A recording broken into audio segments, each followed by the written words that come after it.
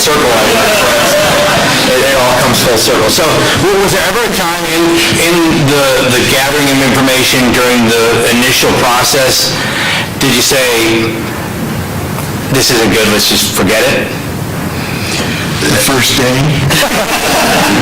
You're talking about the story itself? Yeah, just continuing to write this book and having it eventually turn into this? Yeah, like I say, yeah, there was some times that I thought certain parts were a little too dry, and in all the interviews we've done across the country and book reviews and things like that, we've had a couple people say, well, he kind of writes it like Jason did this and Jason did that, an A, B, C, type thing, which is probably just a product of me not being an overall nonfiction writer. But no, I never wanted to set it down. Like I say, once I really got into it and I understood what was going on, I felt like this player's story needed to be told. And as a matter of fact, before the book came out, we contacted Michelle Hernandez, and I'll never forget this. He sent us an email back and in broken English basically said, thanks for telling my story. And because, I think that he thought he was so small and insignificant, especially in the same room, with the Yankees and Major League Baseball and things like that. I think he just thought he was, crumbled up and thrown in the trash. And so no, at a certain point, I wanted to tell the story just for him, if nothing else. And you talked about the story. I know that I've read the book. I have an autographed copy. I feel pretty special. So, but let's hear the story. Let's. I know we only have so much time, but certainly, Jason, I'd love to hear how the story starts and how it develops. Okay. The beginning of the story is it started again in 2002, December of 2002. Anybody here that knows me understands, again, my passion for the game of baseball, my absolute unwavering love for it.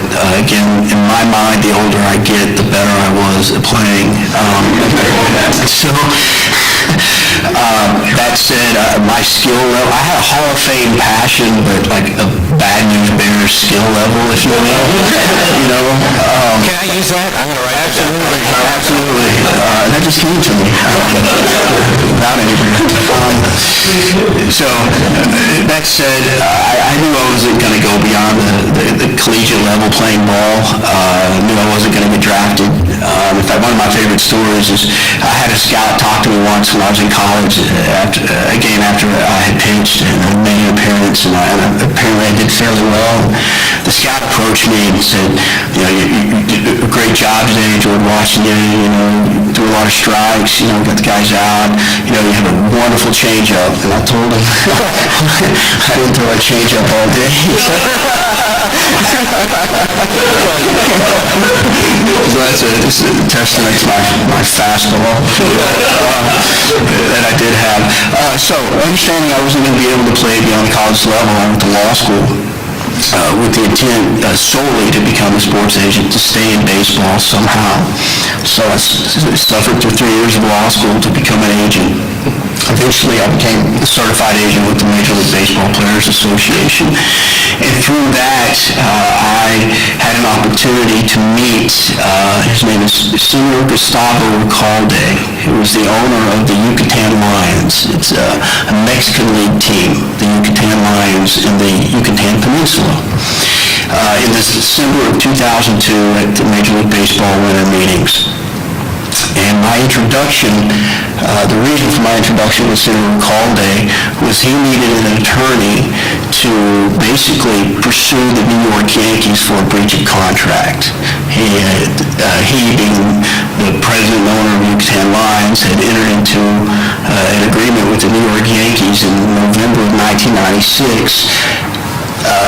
The subject of the contract was Michelle Hernandez, a player from Cuba who had defected at the ripe old age of 17 on October 31st, 1996. My client, Senator Recalde, he defected while in Mexico. Bear with me here. Michelle Hernandez defected while in Mexico at the age of 17. My client in Mexico took him in him, clothed him, housed him. My client had a previous relationship with the New York Yankees, and from that relationship called the Yankees first and foremost and said, hey, I have a player here that just defected from Cuba. He's a catcher, 17 years old. Do you have any interest in seeing this kid? The Yankees immediately boarded a plane from Miami to Yucatan Peninsula to scout this particular player. Point one, that is a violation of the Cuban embargo that the United States has. That is also a violation, to a lesser degree, Major League rules. The Yankees knew that. They disregarded that, boarded the plane anyway to come see this kid play in Mexico. A high-up executive in the Yankees organization arrived in Mérida, Mexico. That's where the Yucatan Lions play, under cover of night, with instructions that no media were to be present during the workout of this particular player. They shielded him in a car, took him to Yucatan's facility, worked him out, essentially under cover of darkness. Nobody knew he was there. Nobody was to know he was there, and more importantly to the Yankees, nobody was to know that the Yankees were there scouting this particular player. The Yankees liked what they saw. Therefore, they entered into an agreement with Senor Recalde, the Yucatan Lions, and the terms were fairly simple. In the event that this kid makes the Yankees roster at any time, the New York Yankees will pay the Yucatan Lions $500,000. Okay. At the time, that's what they deemed the fair market value for this particular player to be. The kid Hernandez was then taken under the Yankees' wing, handed off to other Yankee personnel, and flown to Venezuela under the identity, false identity of other Yankee personnel, false passport, false visas, to live in Venezuela at their baseball academy for a couple of years until he could make it to the States. Eventually makes it to the States and onto the Yankees roster. The Yankees roster in November of 2002. So what does that do? That prompted the need for the Yankees to pay the $500,000. My client, Senor Recalde, like any businessman would, called the Yankees and said, Michelle's on your roster, I'll take my $500,000. Well, guess what you think the Yankees said to that? The Yankees said in so many terms, we don't know anything about this agreement. We consider this fraud.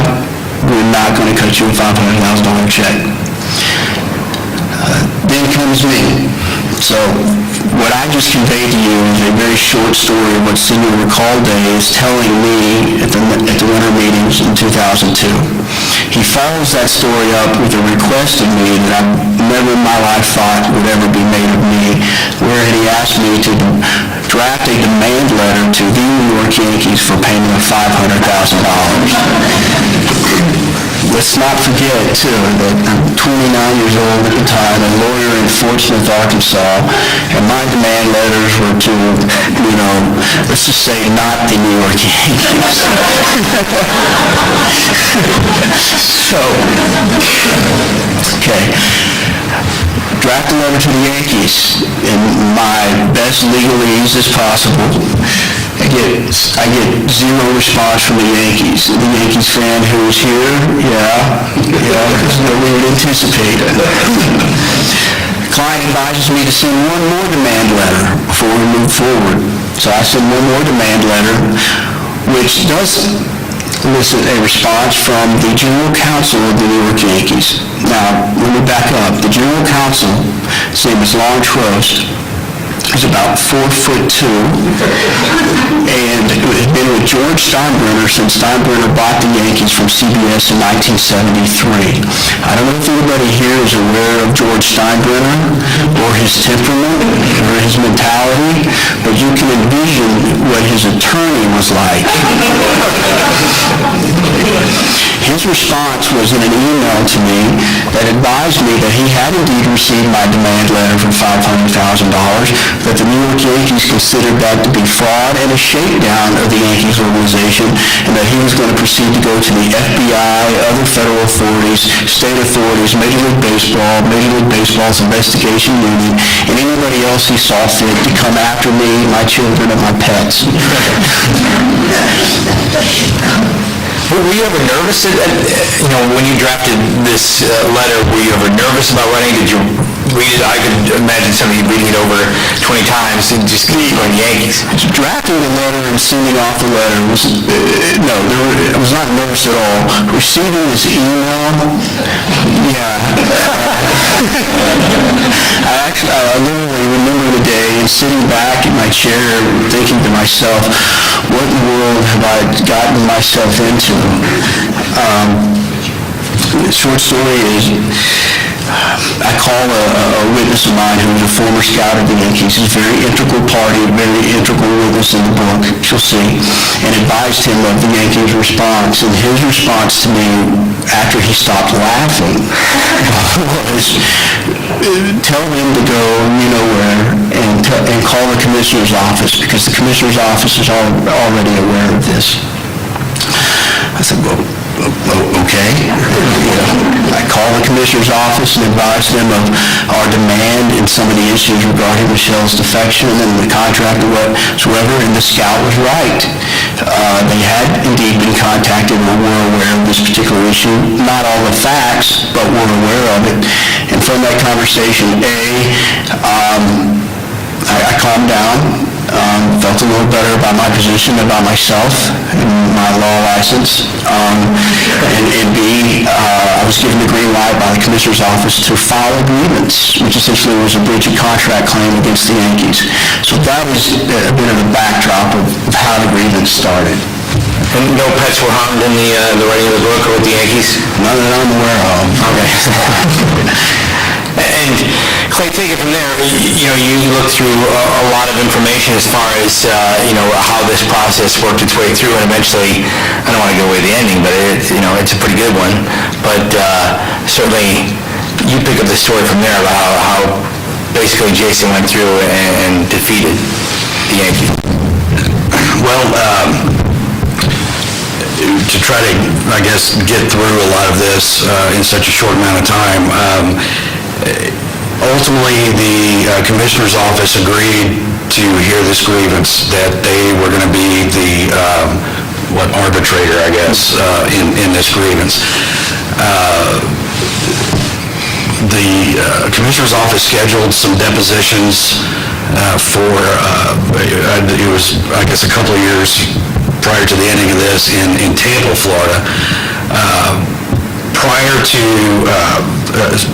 a couple of days before the depositions were to begin, this witness that Jason mentioned earlier forwarded Jason some documents. And Unbeknownst to me at the time, let's not forget that. I did not know who they came from when I received them. oh, okay, yeah, I'm sorry. And an anonymous FedEx package that contained a couple of documents. And one of them was supposedly from the desk of Gordon Blakely, one of the gentlemen from the Yankees who went down to Mexico to scout Michelle Hernandez.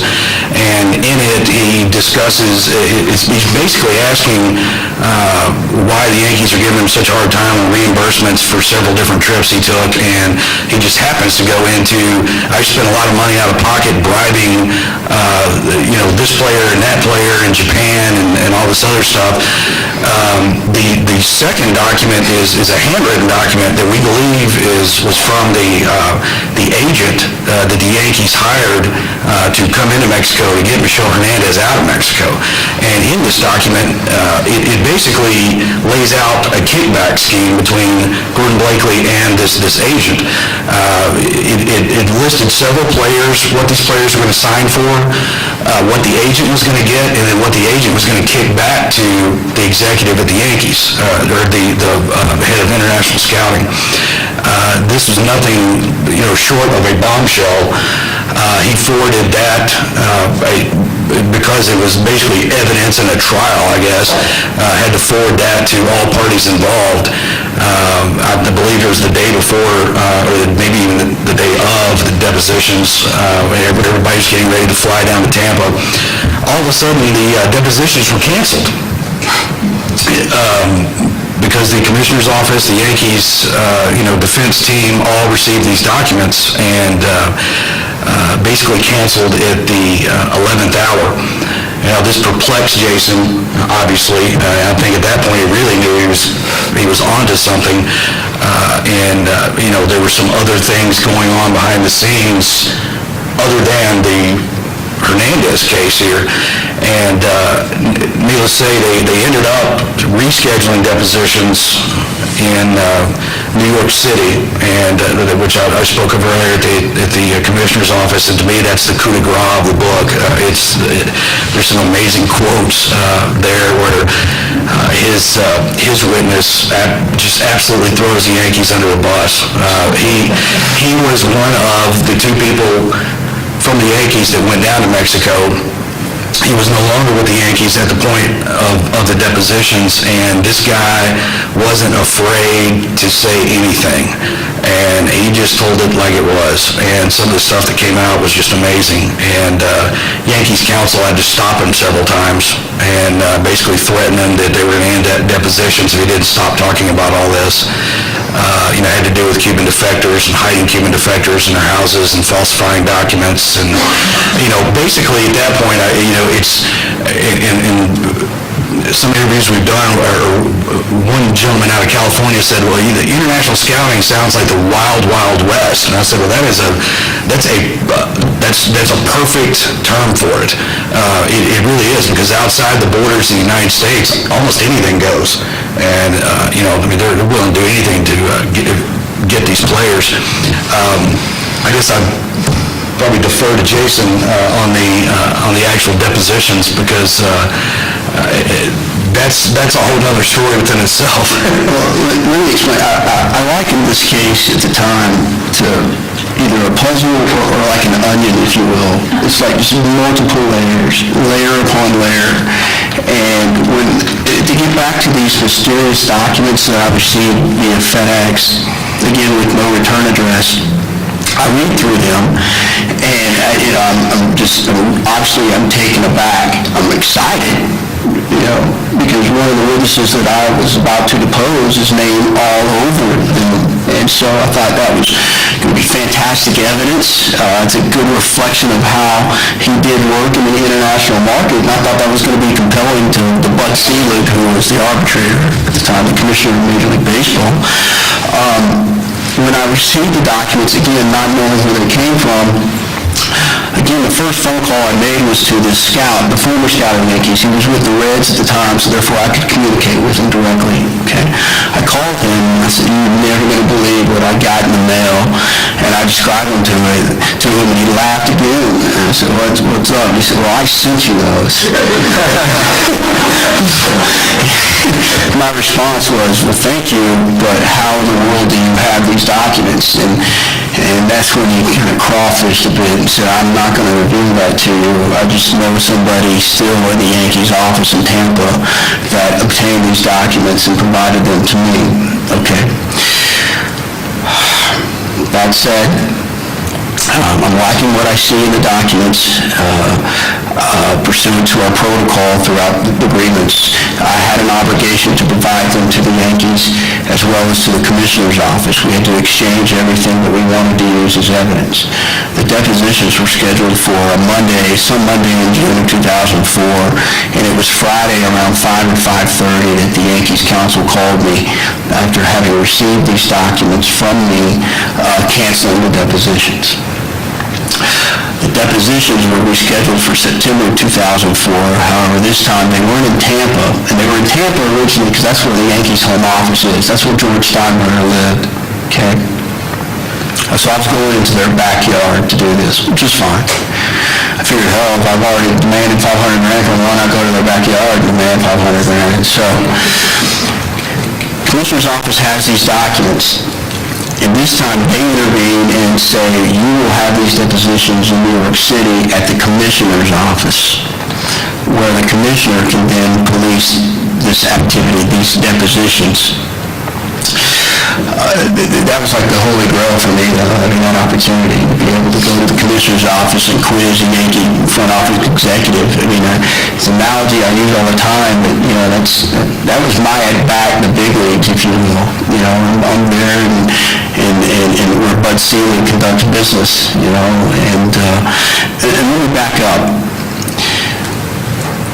Bud Selig is the commissioner of Major League Baseball, and Clay referenced that he was the arbitrator over this particular proceeding. Who here knows who hires and pays Bud Selig, the commissioner of Major League Baseball? The owners. Who is one of the owners in Major League Baseball? George Steinbrenner. He's 1/30th. So he, at this time, is paying 1/30th of Bud Selig's $12 million a year salary. I don't... I'm not going to say any more to that. So the commissioner's office obviously has an interest now that I've provided these documents. And they ordered us to come to New York City to do the depositions. And the deposition is really some of the climax of the story, because that's where a lot of stories and a lot of, backroom dealings in the international market come out. And not only come out, but come out under oath. Because these depositions were recorded and they were transcribed and they were under oath to be used in a hearing. And so that event in and of itself, the week I spent in New York taking these depositions, is something I will never, ever forget in my life. Not only because the way the Yankees treated me, which was not well, but just to know and reflect back that I was there by myself with a client that didn't speak any English. In fact, he may not even know my name, to be honest with you. And I'm sitting across the table from two outside counsel of the New York Yankees, Montrose, the 4'2" guy, and the assistant general manager of the Yankees. So I'm sitting across this, conference room table that's a block long by myself on one side, and they have all their boxes and their attorneys and their suits on the other side. And it painted a fun picture. And so that was a week I will never, ever forget. As, all three of us are baseball fans, I know there's a lot out here. Did going through this process for both of you, now that you saw Jason's story, did it maybe make you less of a baseball fan from knowing maybe what goes on behind closed doors? For me, absolutely not. I mean, I love the game from the physical aspect, the actual playing of the game. And being an agent, obviously I had always had an interest in the business side of it as well. And wanting to be an agent, you have to understand the business side of it. It didn't sour me by any means at all. I'm not too naive to think that things of this nature don't occur. But just how obstinate the Yankees were and their dealings with the commissioner's office and me throughout this process, and we may get to this later, but eventually how this particular matter was resolved, that was a little more eye-opening. Now, what this front office executive was doing, Gordon Blakely, in regard to bribery and so on and so forth, that didn't sour me by any means. But what Bud Selig, the commissioner's office, and the New York Yankees eventually did, that turned me a little bit. Clay? No, I would say it didn't sour me towards baseball, because I kind of look at this as just a couple of bad apples. We're asked all the time, how pervasive is this in baseball? Obviously, we don't know. I'm sure it happens other places, other teams. It probably happens in other sports. So, from the fundamental boys of summer, view of baseball that I have, no, I would say it did not jade my view. We're going to open up to questions from you guys here in a second, but I have this great idea, probably something you never heard before, but maybe you guys should make this into a movie. No, I'm kidding, but you guys have heard that before, that this would obviously, obviously makes a great book, and it's available for $15 outside. What's up, you get the cut, right? But obviously, we talked about a movie, right? Well, before I get to that, if I could say, originally we had it priced, it's no longer priced at, but originally it was priced at $19.73, and I don't know if anybody here caught when I said when George Steinbrenner bought the Yankees in 1973, so that was my little jab at him, if you will. Careful your pets now if you start making fun of George. Exactly, but yes, in regard to a movie, we've done multiple radio interviews throughout the country in various, sports affiliates, and that's the very last question of every interview we've had is the idea of a movie, especially with your Moneyball having come out and been a success, and this whole David and Goliath, theme, and obviously that got us to thinking, some of this is, perhaps Grisham-esque, if you will, and yes, we've had an opportunity to meet with a Hollywood writer, and he has actually produced and drafted what's called a treatment for a movie, and so we're currently in the process, if anybody's interested, in selling this treatment to production companies to hopefully eventually turn this into a full-length feature. Of course, he insists that Brad Pitt play him. Is that's what's holding it back right now? Is just Brad's a little busy right now. Yeah, he's got some things going on. If you can't call me and ask her, I would think I had any objection to that. But if I could, just, I don't want to give away too much of the ending here, but I think what's very compelling about the story, too, is that it started out me against the Yankees, understanding, the inherent conflict with Bud Selig being the arbitrator, with George Steinbrenner on the speed dial, but the way it resolved was extremely disheartening to me. It got resolved, but I'll just say that the Yankees didn't resolve it. I'll just say that the commissioner's office stepped up on behalf of the Yankees. After the depositions, through legal procedure, the Yankees, they asked Bud Selig to dismiss this case altogether. Said this is still a fraud, this is a shakedown, you need to dismiss this case. Don't need to bother us anymore. And Bud Selig said, no, I think there's enough issues here that I would like to hear and like to have fleshed out in a hearing. And when Bud Selig issued a written order and submitted that to me and to the Yankees counsel, I never heard from the New York Yankees again, and that was in August of 2005. I couldn't get their attorney on the phone. I couldn't get Ron Trost on the phone. I couldn't get any other representative of the Yankees on the phone at all. Once Bud Selig ordered the Yankees to go to a hearing with me, the Yankees, what I like to say, they completely defected themselves from the process altogether, and I have yet to this day to hear from the Yankees. And so when the issue for resolution came about, which it did, the commissioner's office essentially took care of it for the Yankees. Very interesting.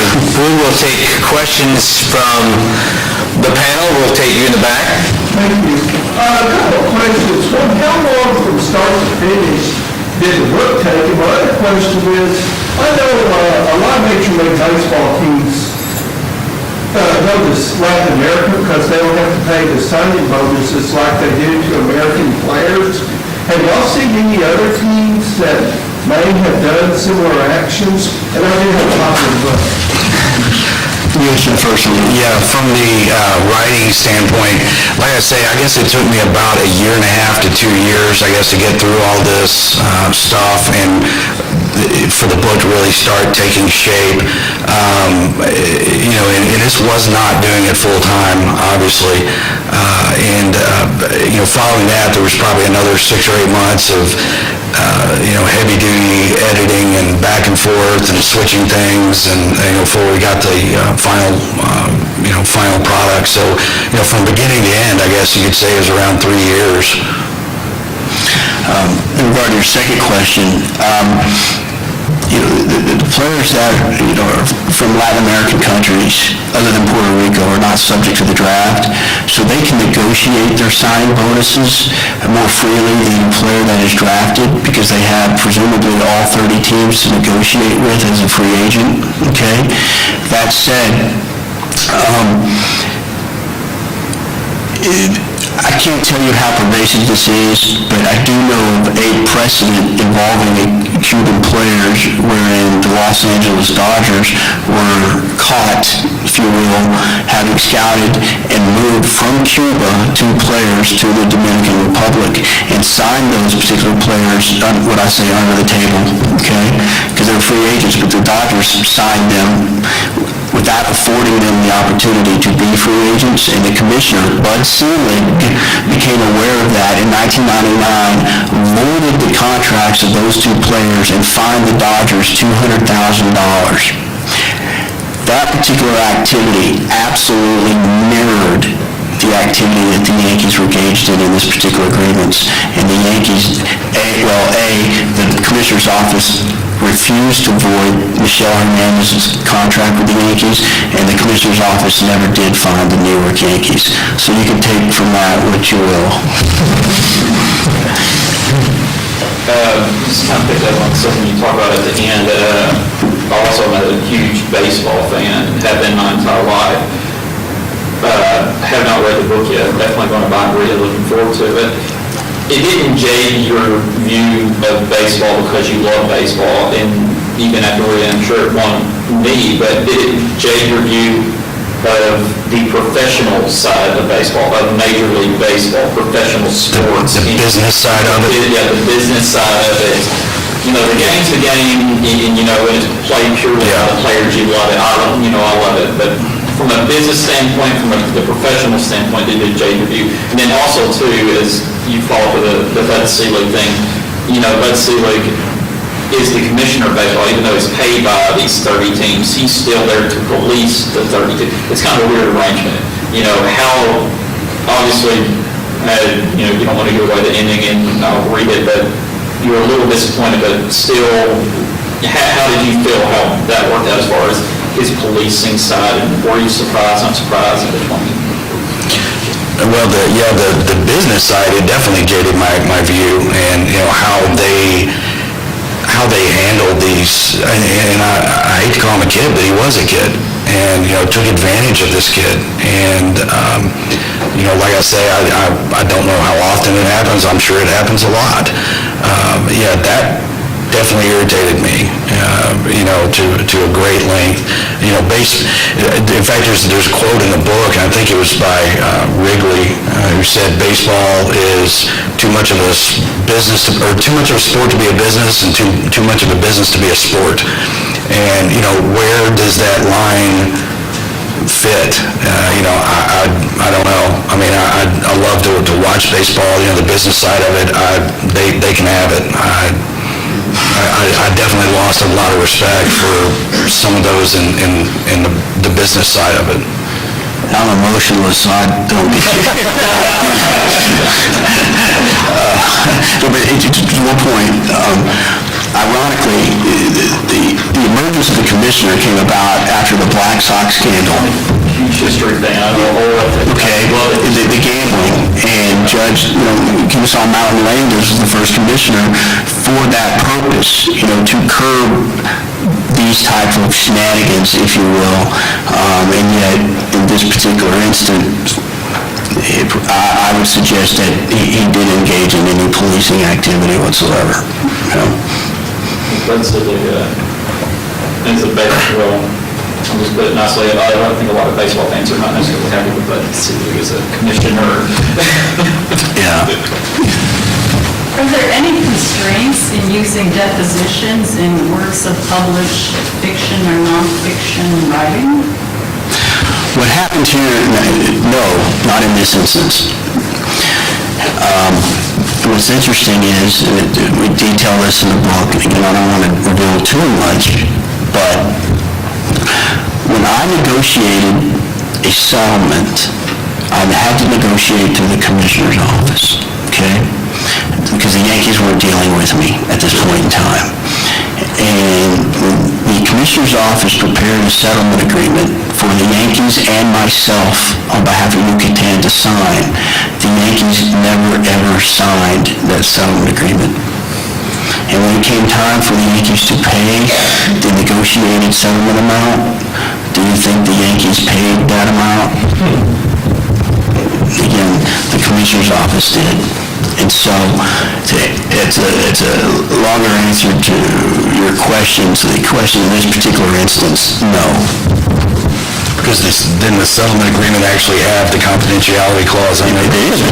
If the Yankees had signed this, and the Yankees signed this and paid, this would never have come to light. Was there oversight? Well, let's not, the Yankees oversight, I'll let the audience answer that. Yes. It may be important, but what were the contract terms that Hernandez was under during this time, how much was he being paid? Because this really was in reference to a breach of contract between the Yucatan team and the Yankees. But how did Hernandez benefit from this? Okay, it's a great question, and I didn't get into this because we really kind of get into the minutia. I touch upon it in the book, Clay does, but Michel Hernandez was a free agent, okay? He didn't come to the States. He was a Cuban defector and was going to become a resident in another country that would allow him to stay a free agent, not be drafted, okay? The Yankees signed him under the table without the knowledge of any other teams. The Yankees did not give him the opportunity to negotiate with the other 29 teams. So the Yankees signed him to a minor league contract in May 1998 for $60,000, a $60,000 bonus, okay? And again, this gets into more of the business side of it, if you will, free agency and whatnot. It behooves players that are not from Canada, the U.S., or Puerto Rico to be free agents and not enter the draft. He was not eligible for the draft because he eventually became a Venezuelan citizen. So he signed with the Yankees without having been afforded the opportunity to negotiate with the other 29 clubs. And it's the backstory to that real quickly.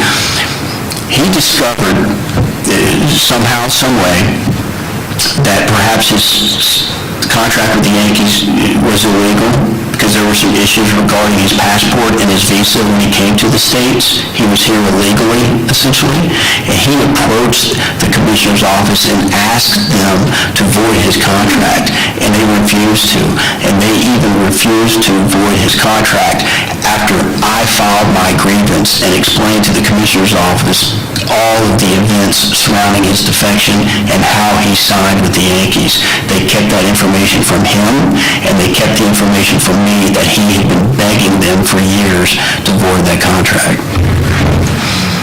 That's another little nugget in the story, too. The more you know, the more you'll get. Real quick, I've got a son here who's doing a project on the book for his high school, so definitely going to get the book. Very interesting, but I'm just on a personal level, I just kind of wonder if you were a young attorney when you first started, boy, how did that mature you from that point to this point? Were you ever at a point where you didn't get paid? I mean, you had to work very hard on it. You had to do some traveling, and I'm just kind of curious. Sure. Well, it matured me. I don't know. That's another question. I guess the proper term would be aged. Eventually, the client was happy with the settlement, and the client was happy that it got resolved. I was happy through the resolution. Did it mature me? Sure. I'm not going to say it jaded me by any means. What it did is it told me, even as young as I was then, that, if I can go against the Yankees, there's really not going to be much that's going to shape me. That said, let me tell you, I don't want to beat my own drum here, but I'm somewhat knowledgeable of the game of baseball, and I was never afraid to walk into a room with the Yankees and discuss baseball. I can say that. I can't speak to a lot of other issues and may not feel as secure in that. I had no doubt whatsoever, even at the age of 29, walking into a room with the Yankees and their general manager and their general counsel and going toe-to-toe with them. We have time for one more question? Yes, sir. Yes. Is this the first time anything like this has ever come up, and has it ever come up again? But this particular issue, No, do you, legal action against a ball team concerning players outside the U.S.? Is this the first time they've ever dealt with something like that? well, I'm not aware of any specific grievance of this nature. The issue with the Dodgers, there was no grievance filed. The commissioner's office became aware of it and did their own internal investigation and came up with the remedy themselves. The Mexican League is, let's call it a AAA affiliate, okay? It's a minor league affiliate, okay? AAA classification. They contract with Major League Baseball and the other minor leagues, okay, to handle club versus club grievances. I am not aware of any particular grievance of this nature. I am aware of other grievances that clubs may have with other clubs in regard to trades, signing of guys off of rosters, so on and so forth, but nothing of this instance by any means am I aware of. Well, Brad Pitt, thank you very much for sharing your story. Certainly, I can see the resemblance now. But Jason, thank you very much for sharing your story. We certainly appreciate it. And Clay McKinney, obviously a job well done on this book. Once again, they are available. I do not get a cut. But I have hired a lawyer, so we're going to talk about that a little bit. But they're available. Clay will be signing autographs as well. And thanks again for attending tonight's session. We appreciate it. Thank you. Thank you.